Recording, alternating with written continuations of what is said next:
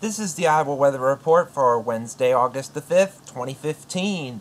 And now our first look at the 0Z GFS Model Run at 1 p.m. this afternoon. Still have a bit of a trough over the Great Lakes into New England, bit of a ridge over the south and west into western Oklahoma, West Texas, and a couple of disturbances going around the northern periphery of that ridge over the south and west, and one will be very close to the state, mainly across Missouri, with some showers and thunderstorms. Can't rule any of them possibly breaking into southern Iowa at this point, but otherwise it's going to be dry and mainly sunny with a couple of clouds around with highs in the upper 70s to mid 80s across the state.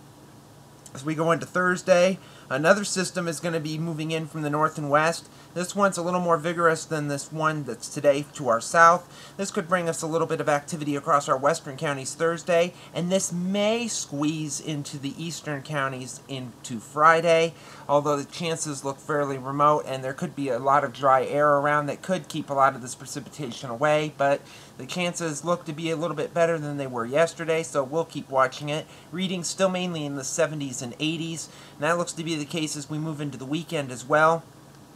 Here on Saturday, it looks to be mainly dry, although we can't rule out an isolated shower or storm with another system approaching from the north and west, and that could come in here on Saturday night into early Sunday with the threat of some showers and maybe a thunderstorm or two. Some areas may get quite a bit of rain, and some areas may not even get a drop of rain. It's going to be that hit and miss. And then as we go into the new work week here Monday, there looks to be a chance, at least according to this, of a couple of showers and storms around. We'll see if this changes on future model runs. There's been some inconsistency around this point, so we'll keep watching it.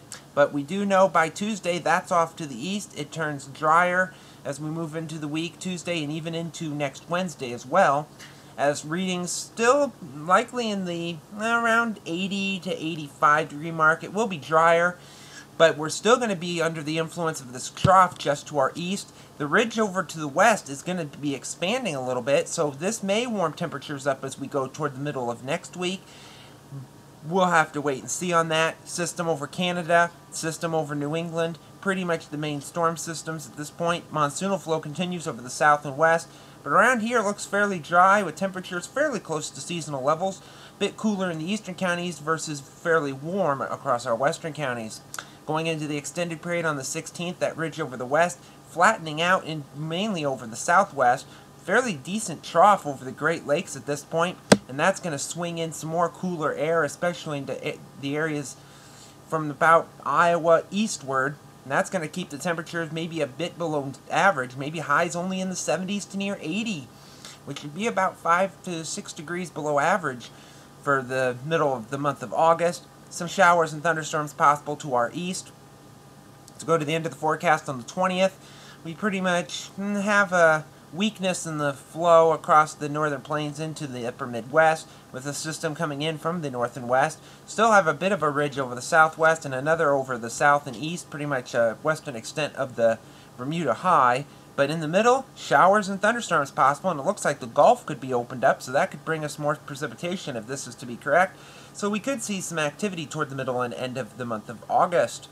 Satellite image from last evening, a lot of clouds across the upper plains into the Midwest and across the Ohio River Valley with some clouds, showers, and a little bit of thunderstorms as well. A little bit of activity with a couple clouds out in the west, and fairly dry across the Gulf Coast where there's absolutely nothing going on. The Watch Morning Map shows a couple of heat advisories in North Texas and Oklahoma, flash flood watches, Missouri out through Kentucky, some heat issues also over the southwest, and some red flag issues over the northwest and into Idaho.